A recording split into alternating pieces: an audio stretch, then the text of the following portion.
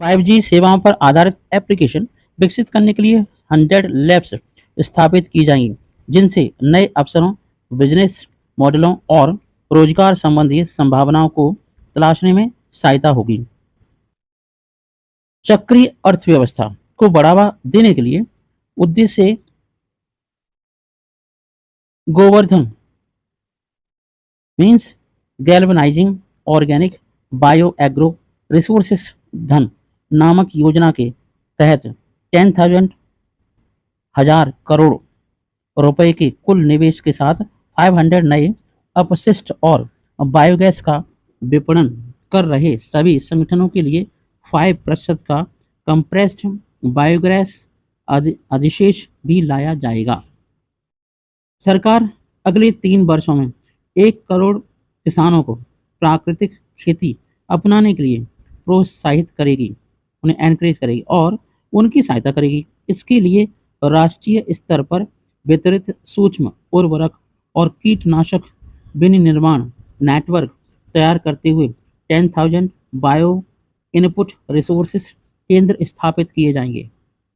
Next है प्रधानमंत्री कौशल विकास योजना 4.0 को अगले 3 वर्षों में लाखों युवाओं को कौशल संपन्न बनाने के लिए शुरू की जाएगी और इससे उद्योग जगत 4.0 से संबंधित नई पीढ़ी के artificial intelligence, robotics, mechatronics, IoT, internet of things, 3D विभिन्न राज्यों के कुशल युवाओं को अंतर्राष्ट्रीय अवसर उपलब्ध कराने के लिए 30 स्किल इंडिया इंटरनेशनल सेंटर स्थापित किए जाएंगे। नेक्स्ट, एमएसएमई के लिए ऋण गारंटी योजना को नवीनीकृत किया गया है, मतलब उसे डेवलप किया गया है, अपडेट किया गया है। यह 1 अप्रैल 2023 से कॉप्स में 9,000 करोड़ रुपए जोड़कर क्रियान्वित होगी। इसके अतिरिक्त इस योजना के माध्यम से 2 लाख करोड़ रुपए का संपार्श्विक मुक्त गारंटी युक्त ऋण संभव हो पाएगा। वरिष्ठ नागरिक बचत खाता योजना में अधिकतम जमा की सीमा 15 लाख रुपए से बढ़ाकर 30 लाख रुपए कर दी गई है। और आपको बता दें, युवा उद्यमी ग्रामीण क्षेत्रों में एग्री स्टार्टअप शुरू कर सकें, इसके लिए कृषि वर्धक निधि की स्थापना की जाएगी। नेक्स्ट, भारत को स्त्री अन्न के लिए वैश्विक केंद्र बनाने के उद्देश्य से हैदराबाद के भारतीय मोटा अनाज अनुसंधान संस्थान को उत्कृष्टता केंद्र के रूप में बढ़ावा दिया जाएगा। मतलब मोटा अनाज का मतलब जैसे बाजरा, और आप जानते ही हैं कि 2023 को बाजरा के लिए मिलेट ईयर घोषित किया गया है। नेक्स्ट है, कृषि ऋण के लक्ष्य को पशुपालन, डेयरी और मत्स्य उद्योग को ध्यान में रखते हुए 20 लाख करोड़ रुपए तक का बढ़ाया जाएगा। नेक्स्ट है, स्वास्थ्य, पोषण, शिक्षा, कृषि, जल संसाधन,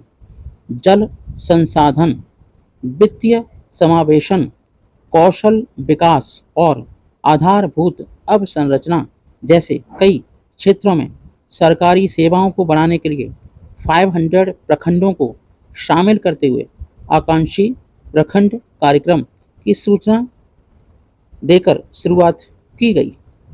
नेक्स्ट, सिकल सेल एनीमिया उन्मूलन कार्यक्रम जल्द ही शुरू होगा, मतलब इस बीमारी को जड़ से खत्म कर दिया जाएगा कुछ टाइम में। नेक्स्ट, अनुसूचित जनजातियों के लिए विकास कार्य योजना के तहत अगले 3 वर्षों में प्रधानमंत्री पीवीटीजी विकास मिशन को लागू करने के लिए 15,000 करोड़ रुपए जारी किए जाएंगे। नेक्स्ट, शिक्षकों के प्रशिक्षण के लिए सर्वोत्कृष्ट बेस्ट संस्थान के रूप में जिला शिक्षा एवं प्रशिक्षण संस्थान विकसित किए जाएंगे।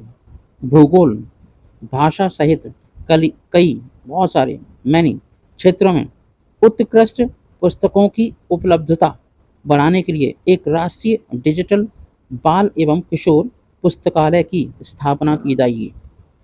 पहले चरण में 1 लाख पुरातन अभिलेखों को डिजिटलीकरण मतलब डिजिटलाइजेशन के लिए डिजिटल एपिग्राफी संग्रहालय में Bharat royal repository of inscriptions की स्थापना की जाएगी।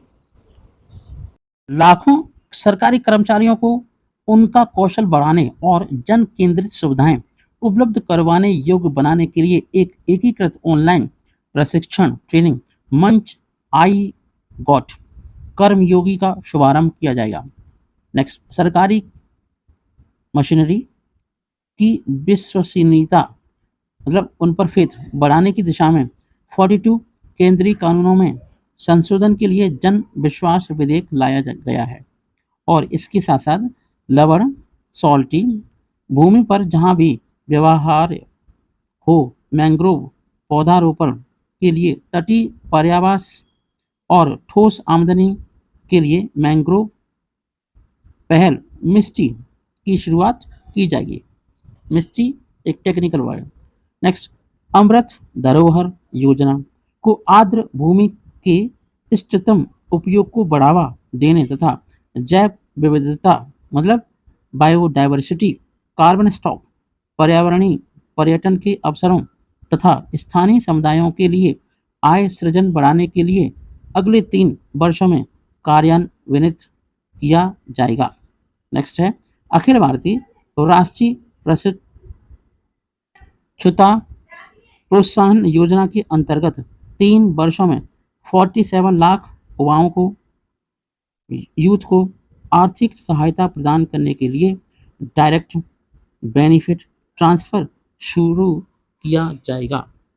नेक्स्ट, राज्यों के उनके स्वयं के ओडीओपी एक जिला एक उत्पाद जीआई उत्पाद और अन्य हस्तशिल्प उत्पादों को बढ़ावा देने के लिए और उनकी बिक्री करने के लिए एक यूनिट मॉल स्थापित करने के लिए प्रोत्साहित किया जाएगा।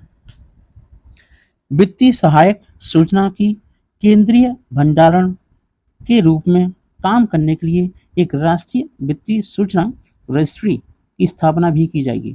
आज़ादी का अमृत महोत्सव के उपलक्ष्य में एक एकल नई लघु बचत योजना महिला सम्मान बचत प्रमाण पत्र शुरू किया जाएगा।